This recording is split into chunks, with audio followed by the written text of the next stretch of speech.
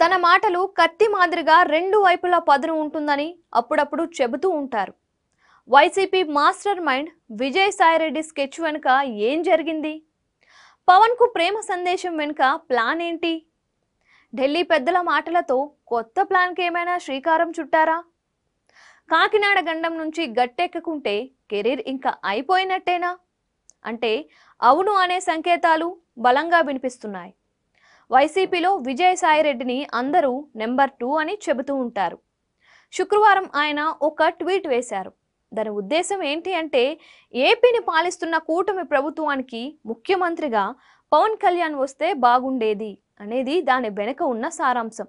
Vijayasai Reddy comments వెనుక ఇంటా బయట చర్చ జరిగింది, జరుగుతోంది కూడా. ఆయన స్కెచ్ బానే వర్కౌట్ అయింది. కాకినాడ పోర్టు వ్యవహారంలో పీకల్లోతులో మునిగిపోయారు ఆయన. ఆ కేసులో ఆయన్ను ఏకంగా A2గా చేర్చింది సిఐడి. దీని నుంచి బయటపడేందుకు ఆయన తీవ్ర ప్రయత్నాలు చేస్తున్నారు. కేసు విషయం తెలియగానే నేరుగా బీజేపీ పెద్దలతో భేటీ అయ్యారు. దీనిపై ఢిల్లీ పొలిటికల్ సర్కిల్లో చిన్నపాటి చర్చ కూడా జరుగుతోంది. 4 రోజుల కిందట హోంమంత్రి అమిత్ షాతో భేటీ అయ్యారంట విజయసాయిరెడ్డి. కాకినాడ సీపోర్టు కేసులో జోక్యం చేసుకోవాలని రిక్వెస్ట్ చేశారంట.